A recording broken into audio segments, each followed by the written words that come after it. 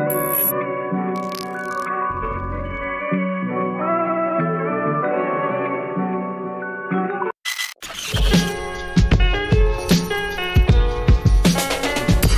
just a life that we live, you know? Mm-hmm. It's just where we stay. I mean, you never know what can happen.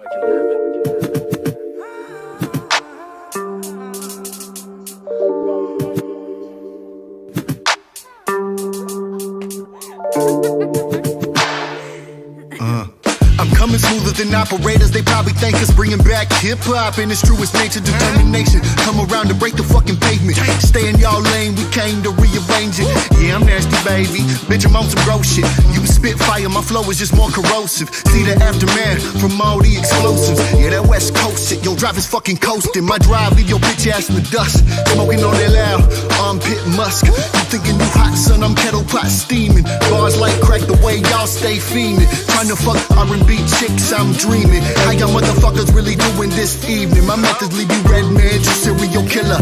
Your potato stuck loud, we from the gorilla, nothing iller. Blow. You don't know all I know. How you gonna judge instead of grow? Talking like who are you? Ride or die. I'm just trying to live my life. You don't know all I know. How you gonna judge instead of grow? Talking like who are you? Ride or die. I'm just trying to live my life.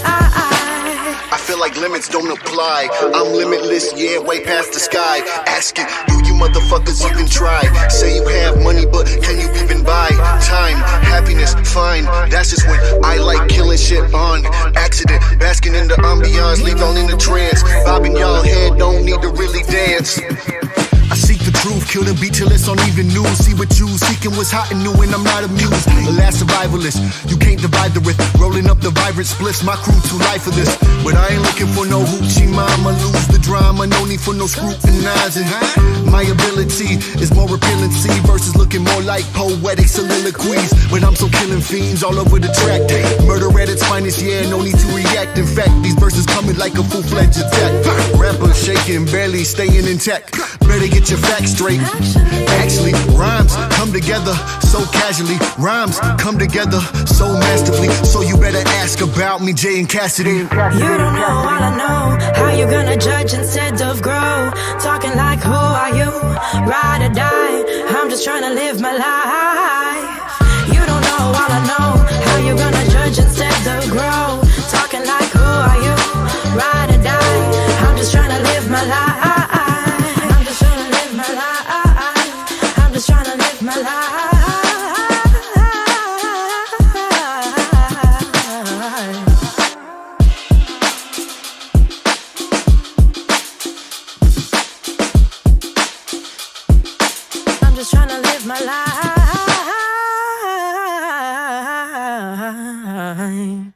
Are you kidding me? This is not what we agreed on. I'm shredding our contract. My favorite part. Shut up. No, not. Yo. It's Black Market Bandit. It's another Wednesday. We here. What is good, y'all? We live. This is Black Market Bandit, and Solo is not here, but I got Growhouse Tampa in the building. What's up, y'all? How you doing? Chilling. Over here, man. How y'all been? Great, man. Can't complain at all, bro. We are out here moving, trying to put on these shows, do these events, put on for our community. I feel that. I feel it, bro. I feel like it's been a while, bro.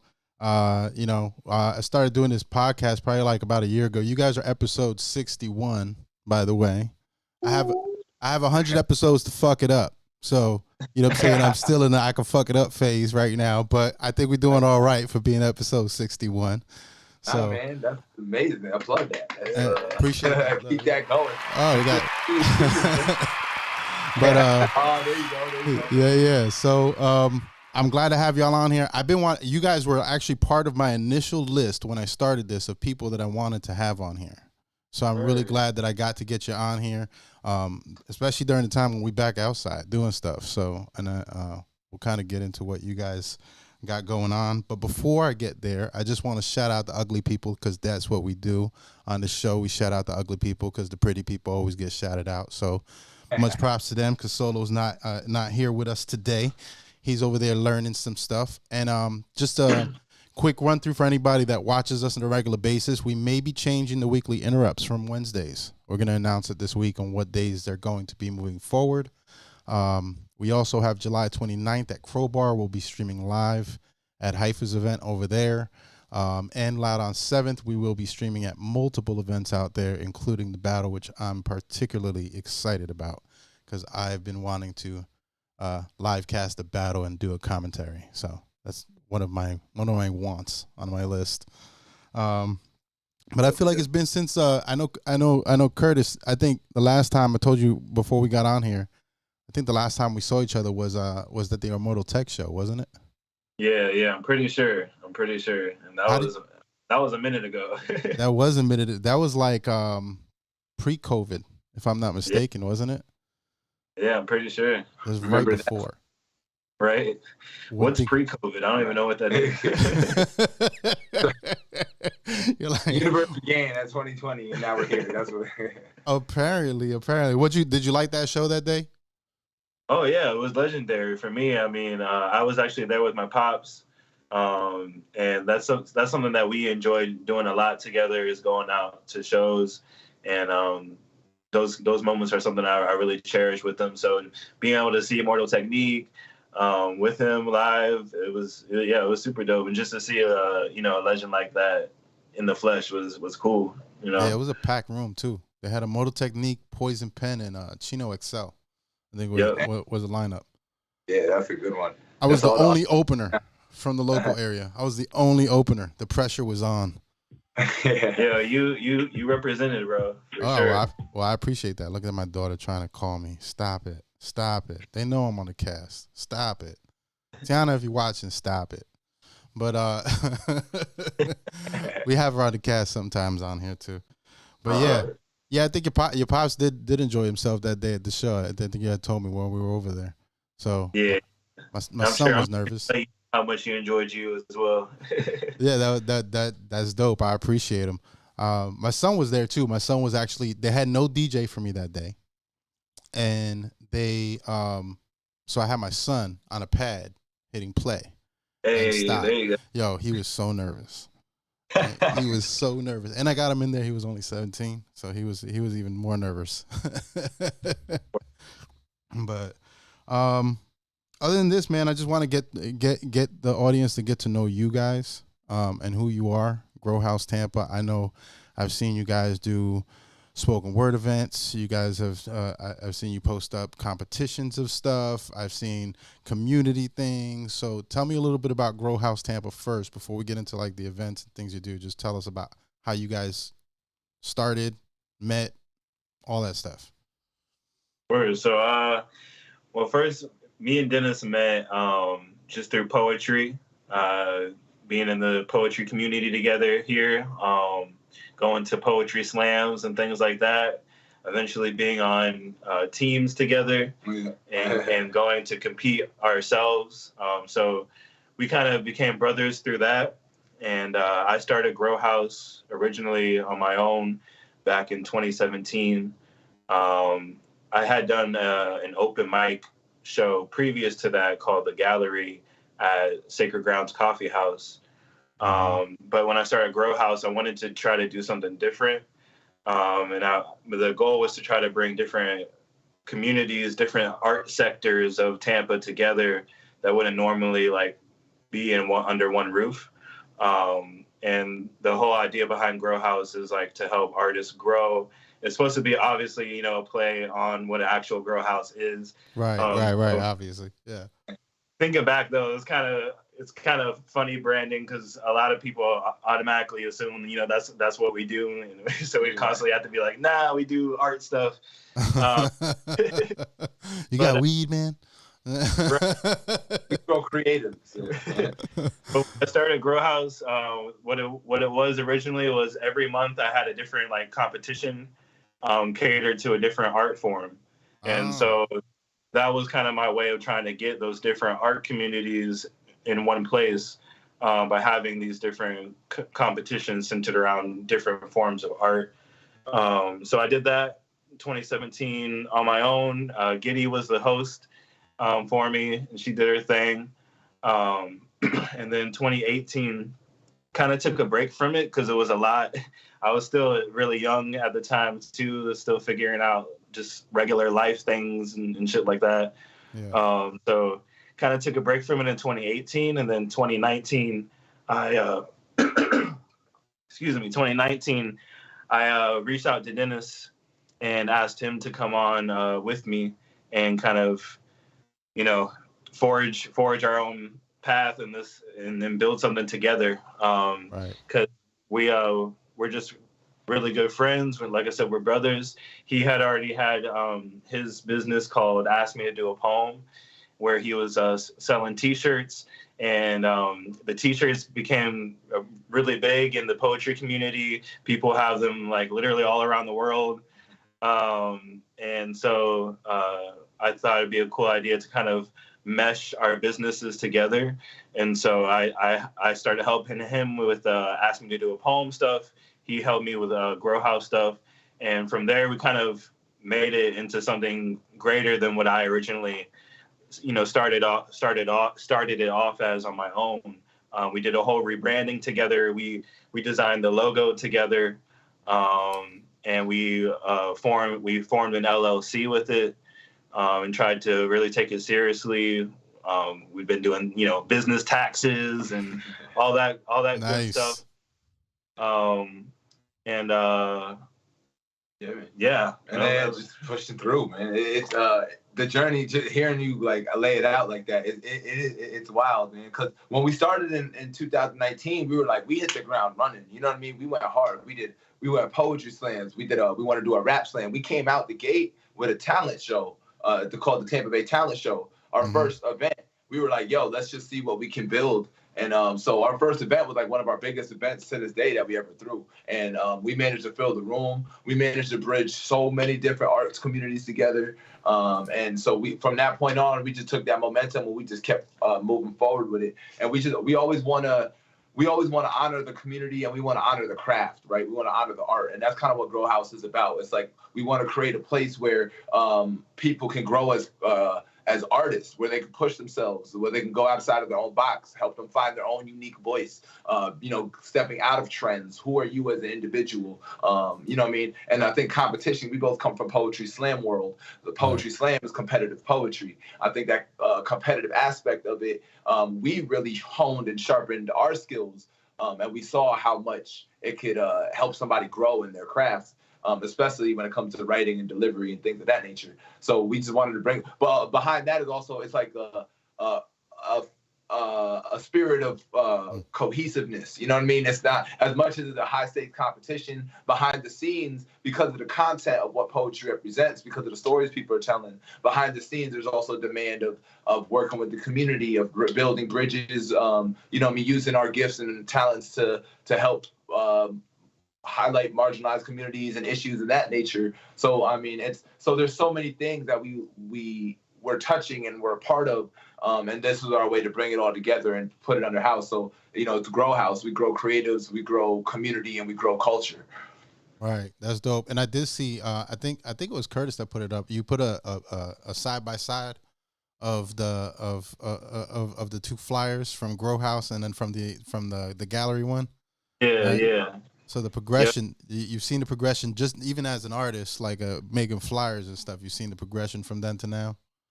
That's the cool thing too. Is like we're both multi-talented, so it helps. Like where we can bounce ideas real quick back and forth between each other. He's become such a great flyer designer that he's taken lead on the flyers. Like, and graphic design was my thing for so long, but he caught on to he caught on to it so quick and started. He realized real quick what design is and what it means to promotion and marketing. You know what I'm saying? That so that allowed me to be able to do my thing, which is hosting and physically creating the atmosphere and making people feel comfortable and welcome and so there's so many ways that we work well together that I think just helps the environment of what we're doing. And then again, our values. We want to make sure people are getting paid. We want to make sure that what we're doing is actually helping people grow and isn't fully for our egos, as much as I have an ego. And the reason I love hosting is because I like to be you know what I mean, Center of the guy, attention.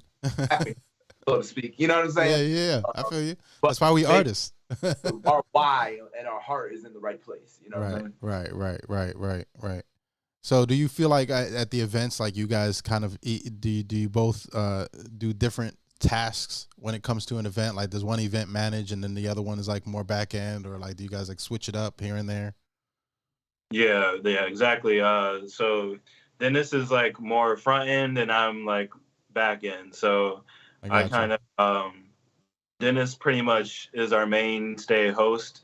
He hosts pretty much all of our events. We have a couple poets that are kind of working with us. We have a couple poets, and we started a little collective. So we got like a little team of poets now, and a couple of them have interest in hosting and things like that. But right now, Dennis hosts everything. So Dennis is always on the mic, controlling the flow of the show from that aspect, and then I'm usually on the other end, making sure everything's going right at the door, making sure the vendors are straight that we have, making sure the artists that we have featuring know when they're going and stuff like that. So yeah, Dennis is more like community liaisons. Liaison. Yeah, that's what it is. I mean, even when my personality leads me, and Curtis as well. You know what I'm saying? Both of us, we're out in the community a lot, so we have a lot of connections, and we're able to pull a lot of those in with us, and people that have grown with us. Like a lot of the big shows and events you see now, they all started the same time we did. We all were hitting the same open mics together. You know what I'm saying? We all were like trying to push ourselves together, and now literally all of us have kind of seen the fruits of our labor blossom, and so now we're able to kind of build off of that foundation too, and so that's really cool. I think having other communities respect us, because we're both poets at our heart and at our trade, but to know that the hip hop community respects us enough to come out, support, to come and rap on our stages, to trust what we're doing with competitions, you know what I mean? To know that the producer community messes with us.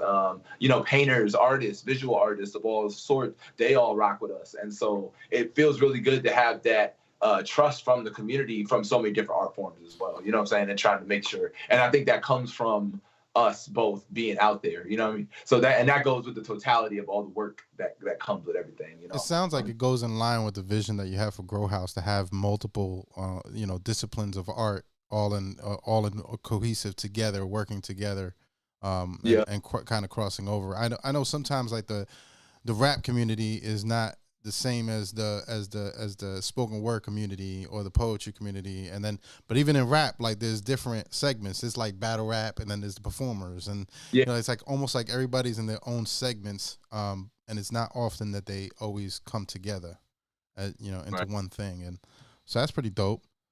I got something for you, Dennis. Though you know what's crazy? Yeah, is that back in 2000 and I want to say 10, I registered a domain called askmetorap.com. Tell me that's not crazy. I still own that domain today. So we might want to do something with that and flip it around. So I'm willing. I mean, I'm not. Ask me to do a poem. We kind of put it under Growhouse. You know what I'm saying? And that was like a merchandise. That's kind of a merchandising brand at that time. But that's crazy, man. We got one shirt that say "Ask me to spit a verse" too. You know what I mean? Yeah. But yeah, I'm willing to flip that domain around and play on it and see what we get. See, maybe we can throw it. It's something maybe combined effort there. I thought it was funny though when you had said it. I was like, yo, that's crazy. But it was kind of the same concept. Like, as an MC, you should be ready to just spit. Like, not that I like people asking me to do so, because as an MC, I don't always like that. It makes me feel like careful when you wear it. You got to wear it at certain times. You know what I'm saying? When you're ready to do that. You know what I'm saying? But yeah, it was like the same kind of concept. I just never really pushed it through. That was crazy. That was nuts. So how do you? I agree. I mean, that same concept is why the shirts came up. It's like when I first started, that's what I wanted to get myself out there in every way possible. I also thought I had a really righteous message too at that time. I was so enamored by some of the things I was studying and researching, and felt like, you know, I mean, I was helping everybody and things like that. So I really felt like I had to be out there. So that's what the shirt started, was ask me to do a poem. That way, like, no matter where I am, I always got poems ready, poems on deck. And a lot of that comes from the culture of black on black rhyme, actually, from Keith Rogers, because Keith Rogers, when we came up with him, he put us out there. He would take us to barbershops. He would take us to, you know what I mean, hair salons, any group gathering places, and just put us on the spot, and then have us selling CDs. And stuff like that. He had me selling car air freshener. Yeah, Car air. Had you hustling. Yeah, exactly. But that same culture is also so embedded in Growhouse and what we do as well. And you guys are some pretty intelligent guys. Like I do notice, like, I pay attention to people. You know, you can't always tell everything about everybody on social media, but you can tell the basics about people. I feel like, and I feel like when you guys post things out, they're very thoughtful messages. Or the thoughtful posts that you put out, or things that you share with people, or even the things that you do. I do sometimes. Huh? There's times I be emotional posting, you know what I mean? Sometimes you do, and I think, and you touched on something that that I found interesting, because there was a point in time in my life where, like, I studied a bunch of stuff, and I was very enamored with what I was studying, and I became very passionate about all these things that I was learning, and I was wondering why the fuck nobody else knows this shit, and you know, and I felt the need to, like, feed it to everybody. You know, and over time that kind of balanced out, and I realized, you know, the downsides of being overly passionate about certain things. And even just you learn something doesn't mean you know something. Sometimes, like, I had to learn that thing that about life is going, just because I learned something don't mean I know something. What I learned may not be correct, or, you know, there may be nuances to it. Do you feel like you've kind of gone through that process a few times as well? I feel like watching your posts, sometimes I feel like I've seen that. That's 100% though. That's 100% what you said, spot on. I mean, and I'm such a passionate, all in type of person too. Like, that's just naturally my personality. Is like, oh, I like this, all in. You know what I'm saying? So, and I lived, there's like just multiple. I look back at the now. I'm glad I went through it, because I learned so much. I learned exactly what you're talking about, the nuances, lived experience. Right. You know what I'm saying? There's all these bigger things than, like you said, just the knowledge, right? Just the knowing. I love that. You know what I mean? You can learn something and not know it. I'm gonna hold on to that one. That's a good one. Yeah. But yeah, man. I think it's spot on though, man. And a lot of things I post now are from more of that place. You know, the man who knows something knows that he knows nothing at all. And that's kind of where I feel. I have all this life experience, and I feel like now looking back, and I'm more disillusioned from things that I thought were right than I know actual answers. You know what I'm saying? Yeah, and now you got more questions. The older I get, the more questions I got. I realize I don't know shit. That's some real life. That's a real life lesson. I always tell my kids that. I was like, man, the more I've learned in life, I don't know. I realize I just don't know a damn thing. And you know what though? People are honest about that. And that's where you get people who just, you know what I mean? And they do and people can make whole careers out of that. And that's all viable. And I don't want to just demonize everything, but like, I think you get a lot of people who, when they get older, they can't handle the disillusionment. They can't handle some of the realities of these things that at one point they thought were the only thing that was true, or the very rightest thing of all time. And so they just swallow. They're like, yo, I'm just going to stick to this. And that's when you get people who can't grow and who end up holding us back as a society, I think. You know what I'm saying? Yeah, I feel like people either dig in or they go crazy. It's like one of the two, you know, and it's like, just go with the flow, man. Just evolve. Like, sometimes it's okay to figure out I didn't know shit and I just got to learn some new stuff, you know? So yeah, man. Sometimes that's okay. Do you feel like, and you guys are very genuine guys, so do you feel like a lot of what you do is based around how you feel about something, or do you look at the business aspect of it mainly, or is it a balance of both?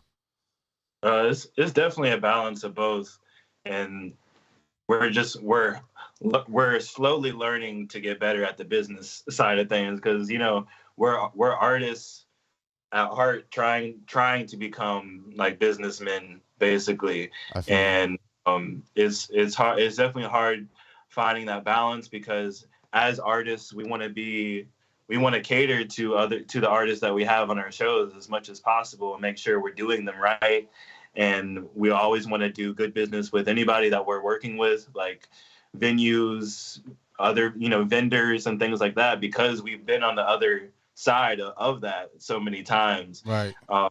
And so it's definitely a constant balance of like trying to do good business and then also trying to like be a good community representative and like person who's providing platforms to artists. Right. And like trying to do it in a way where like it is profitable, sometimes at least, like where we can try money for our business, and because to get to our ultimate goals, because we don't want to constantly be doing shows at random venues. We want to have our own venue space. That's our goal, is to have our own space where we can have like a home for poets and the hip hop community, and all that good stuff. So just trying to like not lose focus of like our ultimate and long-term goals, while still successfully completing our short-term goals that we're constantly piling more and more things onto. Yeah, I feel that. Now you guys deal with like different types of artists at your events. So I've managed events. We've created some in my time touring and putting things together, and I could hardly deal with like 10 rappers in a lineup and all their shit that comes with it. How difficult is it to deal with multiple types of artists coming in and all the needs they have? It's difficult, especially when you're doing competitions, mm-hmm. where people are like putting themselves on the line and things like that, and there's prizes to win.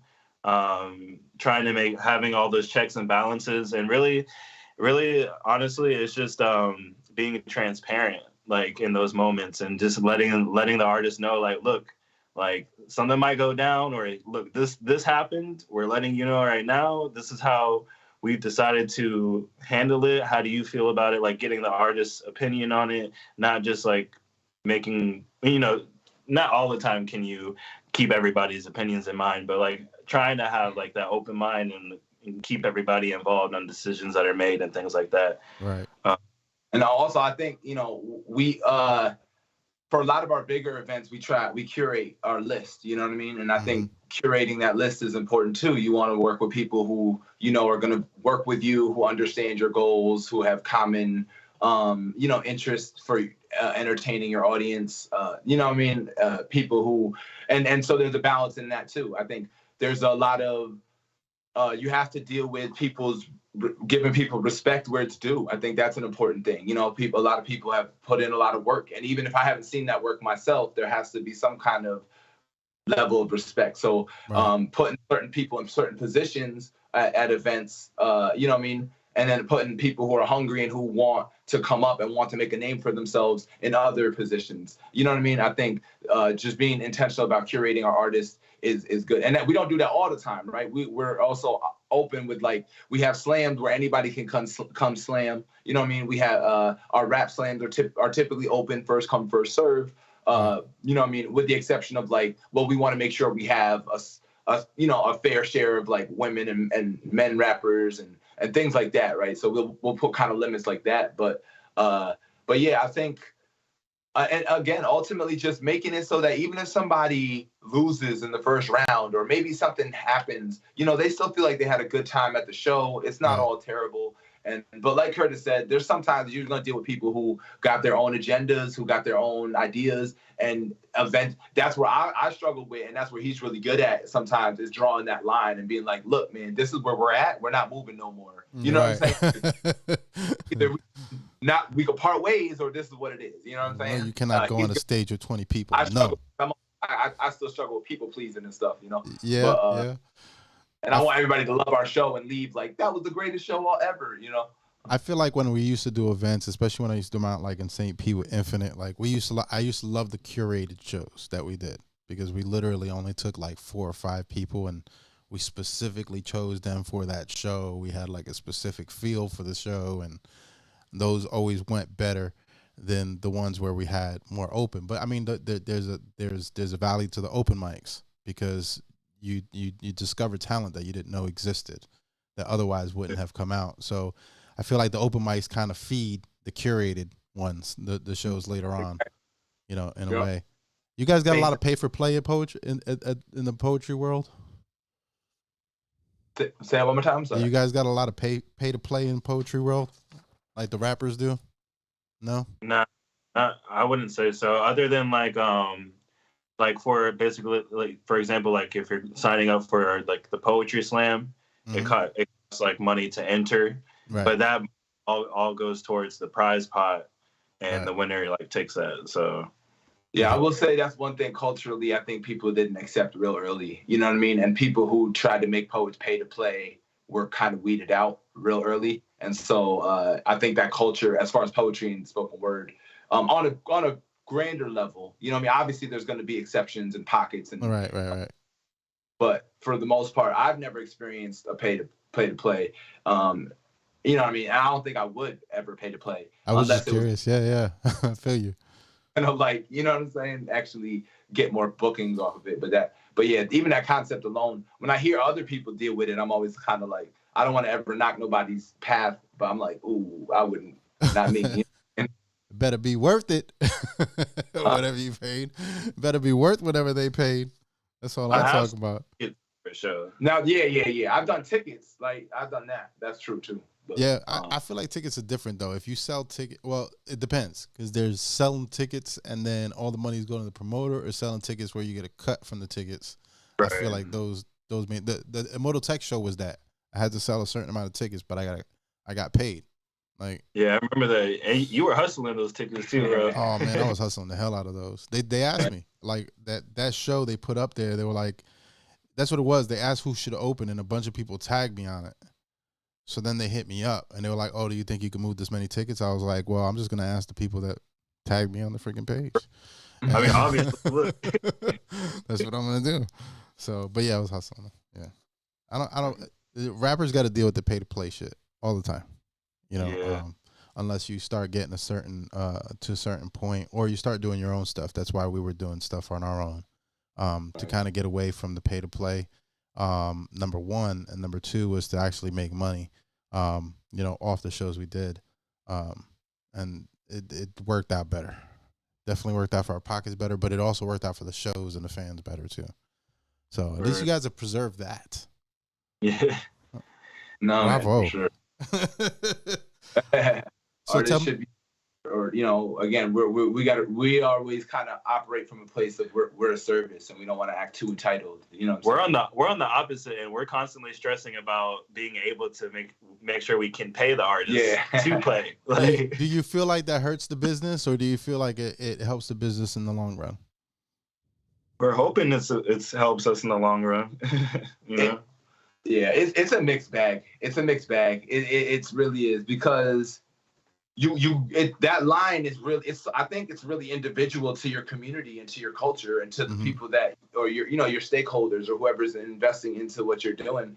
What we always try to make sure that we have, even if we have high level stages or things that create barriers where like maybe there's a higher ticket price or things like that, we always make sure that we try to have an entry level somewhere, right? Yeah. So, for example, our poetry slam, you got to pay to enter. Poets got to pay to enter the slam. People got to pay to enter. So, we want to, on that one, we're more business minded, right? We want to make money. But on the other hand, we also have an open mic that's free, that has a free poetry workshop that has, and we're starting that next month in the back room. Even our haiku event, we do a haiku event at a spot called Haiku in Tampa. It's free, you know what I mean? And but now we've gotten to a level where, not to let everybody in our business, but we've gotten to a level where we started bringing in a strong crowd. So we had a little bit of leverage to be like, hey, what can we, how can we change this to make this more of a mutually beneficial relationship? You know what I'm saying? I feel like haikus got the haiku, people wanting to write haikus got more popular in the last few years. I could be wrong, but I feel like I've seen it more. Because of us. Is that because of y'all? Is that y'all that are doing that? I was wondering. I was like, I'm going to fucking write haikus. It's a short poem, you know what I mean? It's easy to write. But it's also difficult to master. Yeah, it's all... I see what you did there, sir. So yeah, it's the syllables. You know, it's really all syllables for me. Like when I've seen them, but like for MC, we count syllables, so it's almost natural.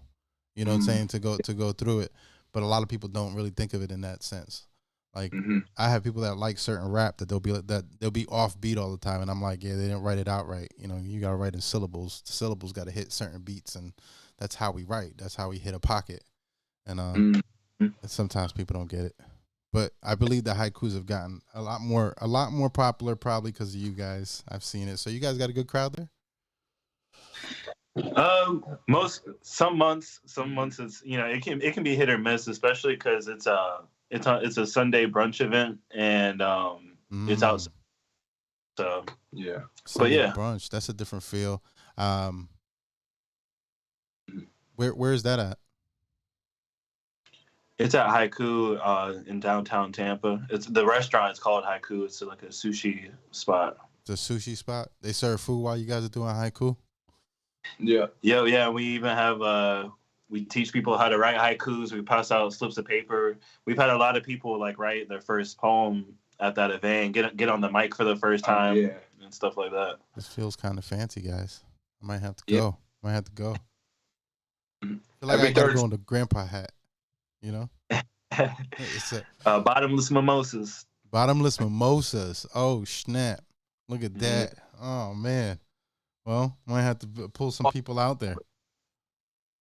So I also saw that you guys do some community stuff. Like I saw Nico Sweet had posted up something. I think that you guys were doing like at a school or something like that, or you guys were recording kids or something like that.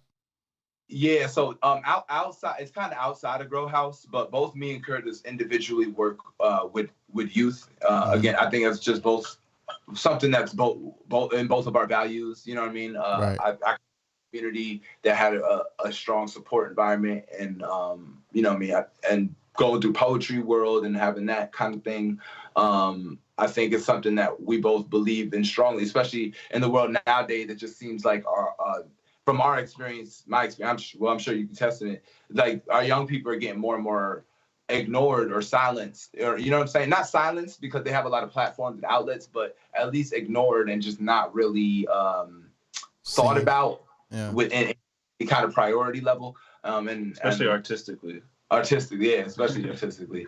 But anyway, so not to get too long-winded, but that specifically was a program that I was doing with the Pinellas Pal in St. Pete.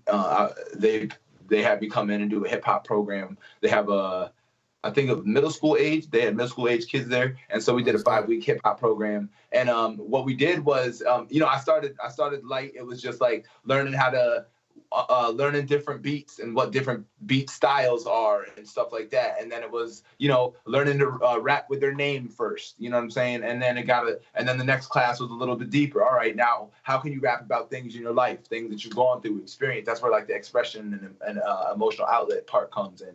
And then from that point, it was teaching them to rap that onto a beat consistently and understanding how to rap what they're speaking. And then at the end, they liked it so much that at the end, originally it was supposed to be open mic, but at the end they wanted the kids to record stuff actually and try to put it out. And so we ended up recording 3 songs. All the kids wrote verses, and but the ones that actually ended up recording, it was mostly like girls.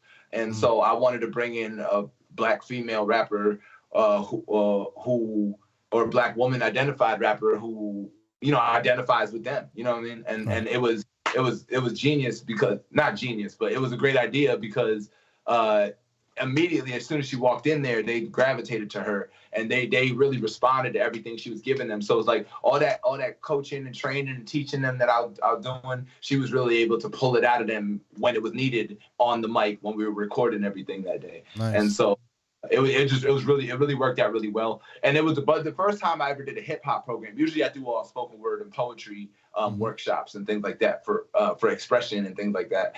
But that was specifically my first ever hip hop program. And just doing that, I was like, yo, this is something that we need, you know what I'm saying, in the city for the kids on a bigger level. Now, obviously I had that great idea, but I can't put much more on my plate right now. So I'm trying to figure out how to, because it's still nagging. It's in the back of my head now, and I'm like, damn, bro. Because it worked so well. But anyway, I enjoyed it. I want to do it again. Huh? You're like, I enjoyed it. I want to do it again. Yeah, exactly. They enjoyed it. They got so much out of it. It was just really cool. And it was able, because usually a lot of them, they only get the rap that's commercialized or the rap that kind of, glorifies, negative things that they may be experiencing and going through on a regular basis. So to even show them and kind of guide them to like, hey, this can also be an expression. It can be positive. It can be empowering. It can be, good and healthy. I think that was really cool too. And so Nico's a dope. Nico was a dope example too. And Nico's dope. She's fire. So yeah, I also brought in Charlie G because Charlie G actually went to the PAL Center. Okay. So I figured I'd bring him in too. So that was cool too. They enjoyed him. Yeah, that's fire. That's fire. Yeah, I be spinning her video, the potluck video, on the channel. It's on my rotation. We got a loop that right now we're interrupting, but once we go offline, that loop keeps playing. And we update the videos like every 2 weeks or so, and she be on the top. I'm waiting for a new video now. So shout out Nico Sweet. But yeah, so you said you do a lot of so what other, let's talk about a little bit of the weeklies that you, or the monthlies that you have, the weeklies or monthlies, anything that's regular. What do you guys got going on a regular basis? Well, real quick, speaking of like monthly events and working with youth, got to plug. So I'm the creative director for a nonprofit called Heard 'Em Say Youth Arts Collective.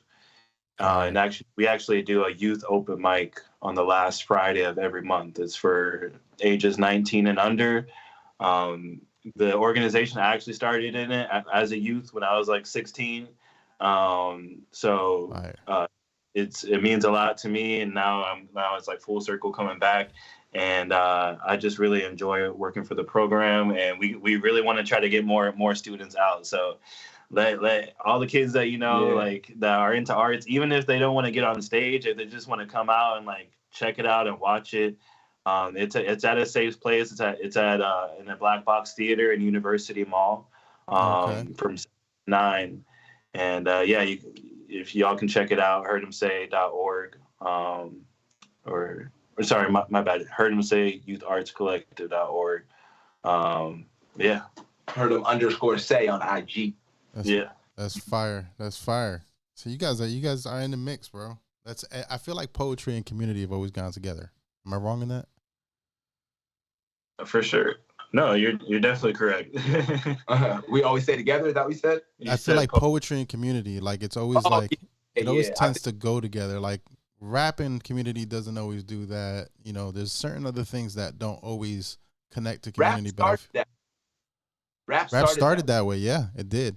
It did start that way. Somewhere where you all start way. I think that's what happened. You know what I'm saying?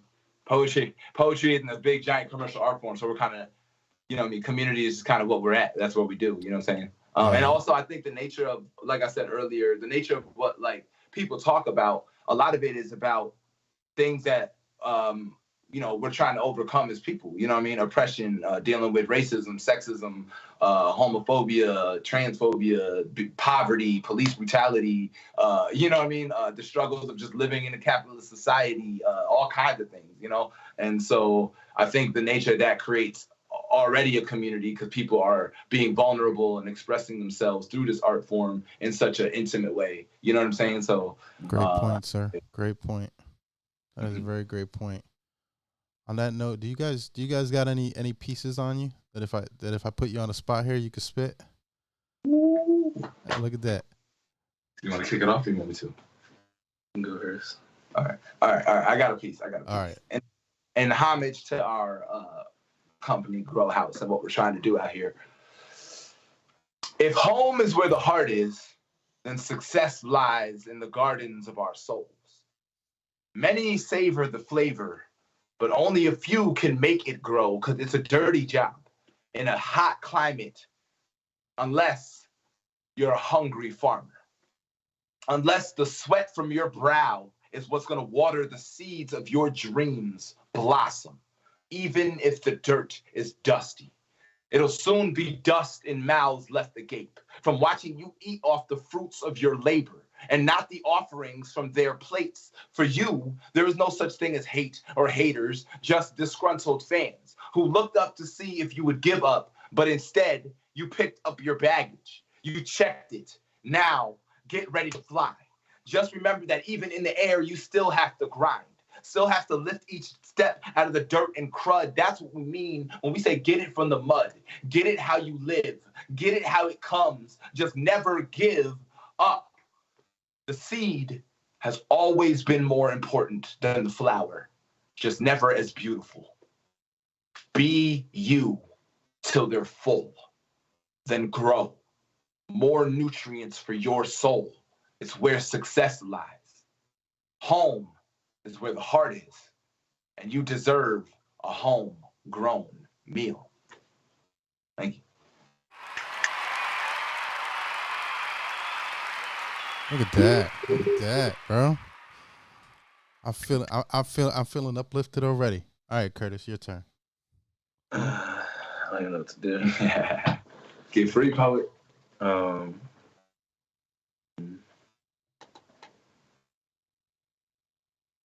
right.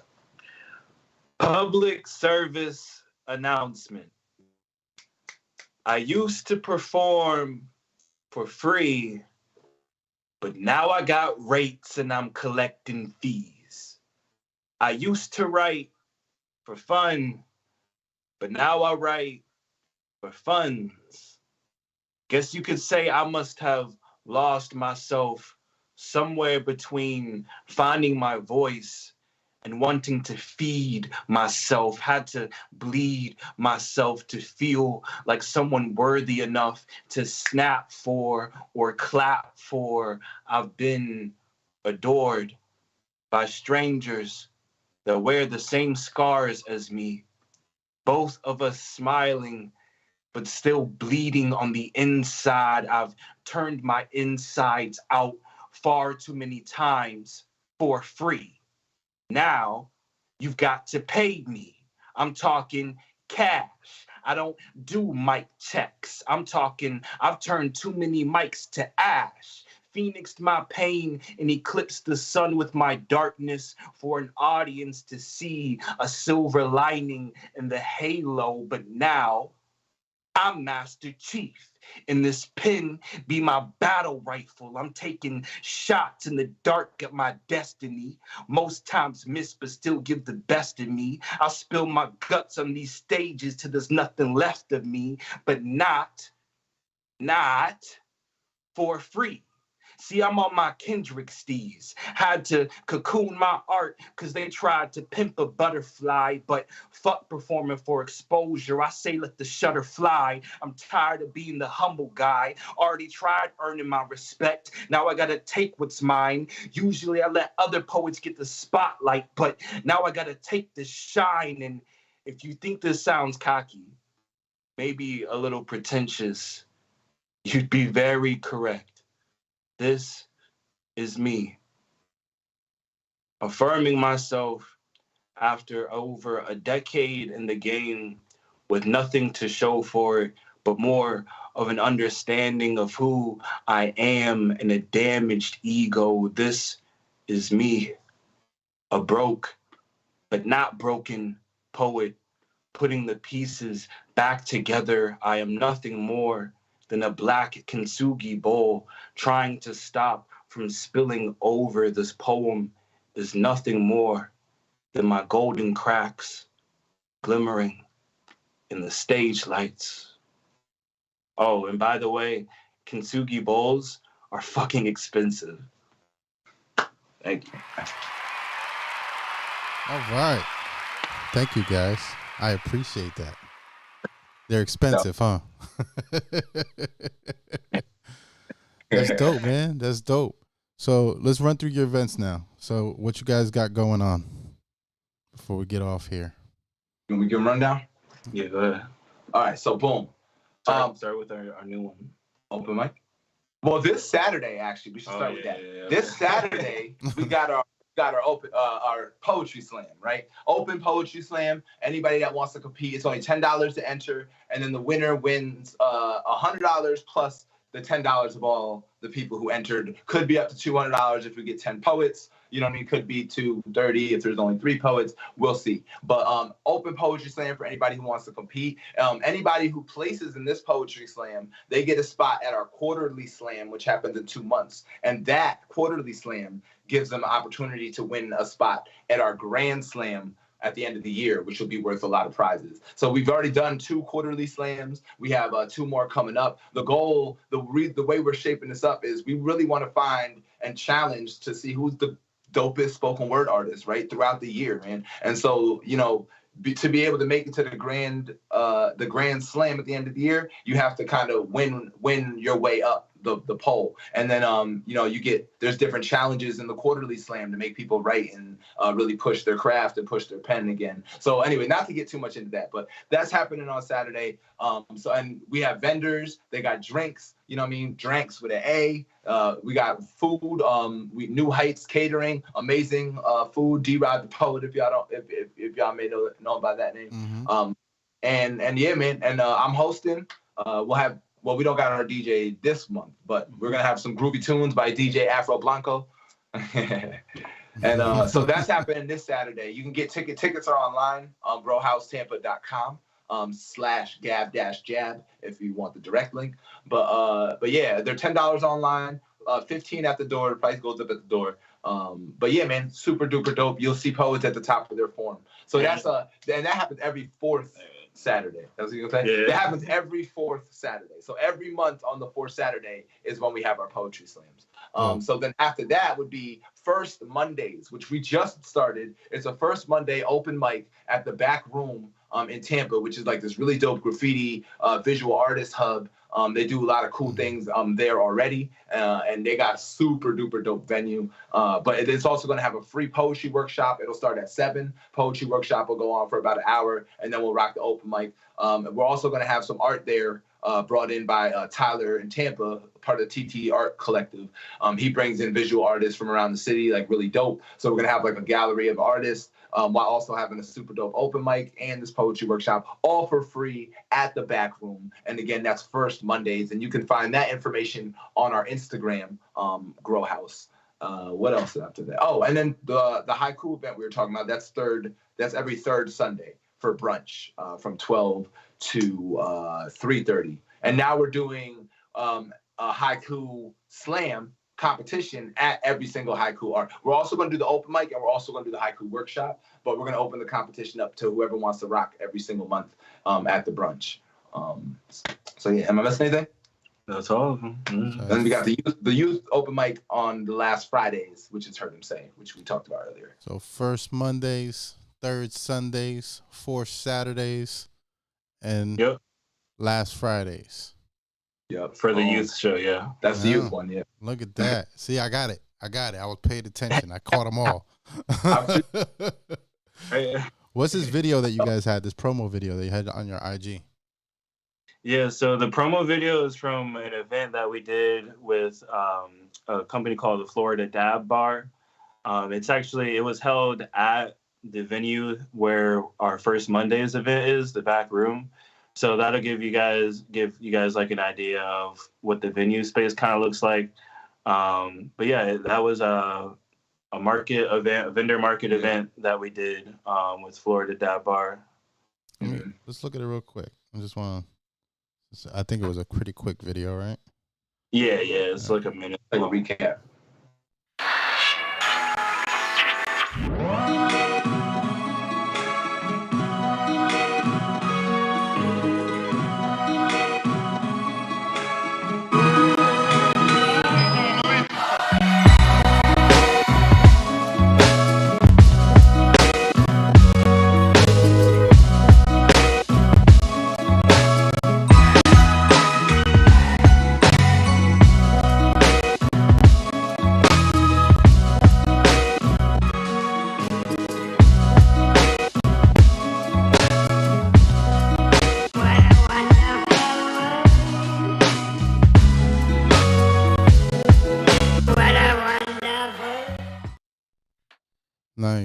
Nice.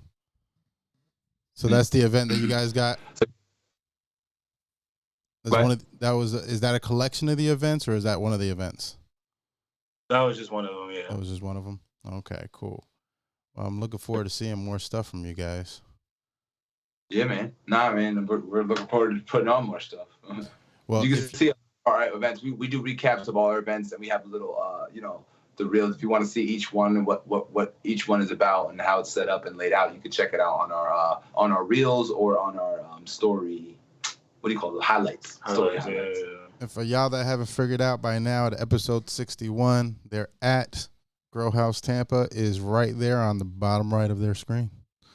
You can go right there to their IG, go check out their reels, all that stuff. Yeah, right there. Also, if you guys got any poets, any dope videos, I know sometimes you guys do videos, that are like fully produced videos for some of your poetry and stuff like that. Feel free to send any of that over. I'll definitely put anything in the loop that fits in there. So just definitely looking to just add some artistry to it. Just like you, I want to add different types of disciplines to the channel. Got you. Okay, man. Okay. Right. Send it over ASAP. Oh, no doubt. Any shout outs, anything you want to say before we go? Man, man. Thank you so much for the interview, dog. You know what I mean? Make sure y'all are supporting this man who's putting on for a lot of dope artists and events here in the city. Appreciate you, El Presidente, in the building, bro. No doubt. I appreciate you guys. Other than that, we're just man. Come check us out, Growhouse on Instagram, and we're trying to make it happen. We have really dope shows. Everybody tells us that the energy of our shows and the vibes are unmatched. You know what I mean? We really try to create positive spaces, supportive spaces, and high quality spaces. We try competitive but friendly competition. You know what I'm saying? Right. Competition in the name of growth. Not competition in the name of being better than everybody. So I think come rock with us, man. I really think you'll enjoy it if you come to one of our shows. Yep, I'm gonna have to slide through one of these days. Mm-hmm. Slide through. Maybe spit a 16. Yeah. I'll do it a cappella though. I'll do it a cappella. I won't be a rapper. I'll go over there and spit it a cappella like a poem. Do it. Hey, just slow it down and be dramatic in between each bar. Oh, listen, I got this. Trust me. When I do show up and I do this, you're gonna be like, this motherfucker's a poet. What the hell? Holy shit. I mean, rap, the way I always see it and the way I always teach it is like rap is just form poetry. Form poetry is poetry that has specific rules and parameters, and I feel like that's what rap is. The rules are, you have a certain amount of bars and you have a meter or a rhythm that you have to kind of follow and stay in tune with. So I think it is poetry in the sense of the writing aspect of it. It's just a form poem. Yeah, that exactly. Very popular. You know the vibes. I already know you know. And if anybody wants to see my ass rap, apparently they decided that I should still keep rapping, and somebody decided to book me. I don't know what they were thinking, but Urban Drinkery St. Pete this weekend. I think it's at 7. Oh, you're rocking with Bangarang too, right? Yeah, I think Nico Sweet's gonna be out there. Is Bangarang going out there too? Possibly. Yeah, I think Saturday. It's that Elements of Hip Hop thing that they're putting on. I might be talking about 2 different things, but anyways, that's a dope spot. That's a dope ass spot. Is it? I've never been there. All I know is I'm gonna take my mic and I'm gonna kill that shit because it's been a little while since I hit a stage, so I wanted to knock the dust off at home. So I'm not even trying to be a rapper no more, dude. But I do this, so I'm gonna keep doing it. But in the meantime, I'm doing this streaming shit. So putting some other people on the map. By the way, bro, the whole setup is great. Like this is like top notch. Yeah, you look good, dog. Quality, bro. Well done. I appreciate it, sir. Well, I hope to have you guys on more often, and maybe I get to stream one of y'all's events. Maybe we get to do some stuff together. I'm gonna hit you up about the ask me to rap thing too, because I think that there's some interesting opportunities there. Right. Yeah, I agree. All right, y'all. I'm gonna close this out with a video. Shout out to Top Ramen and Michaela Palladio on the first video. That was them. We're gonna have some loop. Michaela's a beast. I've seen her. I've ran into her a couple times now. She's dope. Yeah, so far, like just the vocals, the vibe is always like on some. I can't even say it's like Sade-ish. It's just something. It's a little mix of different things of like some Sade / Janae Aiko / other stuff. It's just a mix and blend of stuff. And she can do it live too. And she can do it live. Yeah, that's true. Yeah, so that's why we got her videos on rotation here too. So that's what we be doing. So but we close out with a video here. I'll close out. I'll stop taking up y'all's night. And hey man, it's been fun. Appreciate you, bro. Appreciate you, yeah. Appreciate you, fam. Come on.